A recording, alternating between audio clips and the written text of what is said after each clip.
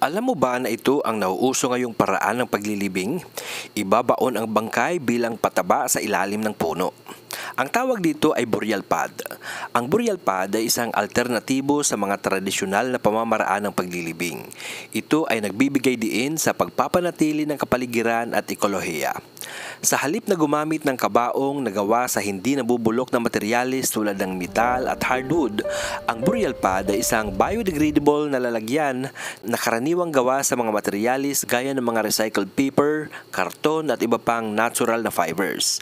Sa ganitong paraan ng paglilibing, ilalagay lamang ang mga namatay sa isang organic pad na gawa sa mga biodegradable materials. Pagkatapos ay ibabaon ito sa lupa kasama ng isang sapling o maliit na punong kahoy. Habang natural na nabubulok ang katawan at nagbibigay ng sustansya sa sapling, dahan-dahan itong tutubo bilang isang puno. Sa pamamagitan ng paggamit ng mga biodegradable materials at pagtaguyod ng natural na pagkabulok, layunin ng mga burial pad na bawasan ang epekto sa kapaligiran ng paglilibing habang pinapayagan ng mga individual na mag-iwan ng positibo at ekolohikal na pamana. Ang isang kapansing-pansing halimbawa nito ay ang proyekto na Capsula Mondi, pinasimulan ng mga Italian designers na sina Anna Citelli at Raoul Bretzel. Ginawa nila ang Capsula Mondi burial pad na may hugis na parang itlog at gawa sa mga biodegradable materials.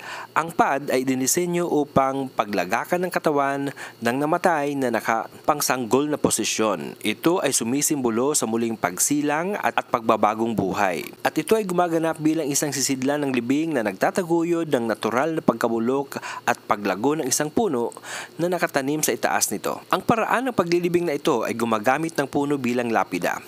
Ito ay nagpapahintulot sa namatay na magpatuloy sa pamumuhay sa ibang anyo ng buhay. Ito ay nagsisilbing espiritual na suporta para sa mga yumaong mahal sa buhay. Ito ay mas nakakatulong sa pagpapagaan ng kalungkutan ng pamilya kaysa malamig na batong lapida. Tinutugunan din nito ang isyu ng pag-okupa ng yamang lupa. Habang lumalaki ang mga puno sa ibabaw ng burial pad, ang dating tahimik na sementeryo ay magiging isang makulay at luntian na kagubatan.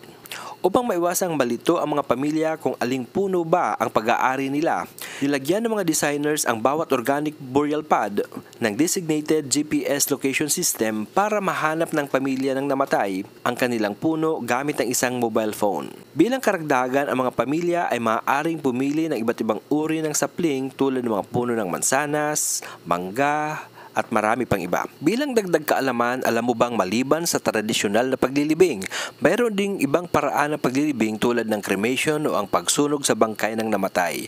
Sa Amerika naman, kailangan mong kumuha ng iba't ibang clearances upang pahintulutan ang pamilya mong maglibing ng katawan ng iyong mahal sa buhay sa gitna ng dagat. Sa kultura naman ng Tibet, pinapakain nila ang bangkay ng kanilang mahal sa buhay sa mga ibong buwetri o vulture upang pagpapakita ng kanilang mataas na pagrespeto sa taong yumao. At ang nauuso ngayong paraan ng paglilibing nga ay ang burial pad kung saan isang puno ang tutubo mula sa pinaglibingan ng namatay. Kung ikaw ang papapiliin, anong halaman ba o punong kahoy ang gusto mong magpatuloy sa iyong buhay? Aabangan namin ang iyong tugon sa comment section dito. Kung nagustuhan po ninyo ang mga ganitong uri ng content, maaari po kayong mag-comment, mag-like, mag-share at mag-follow ng ating Facebook page.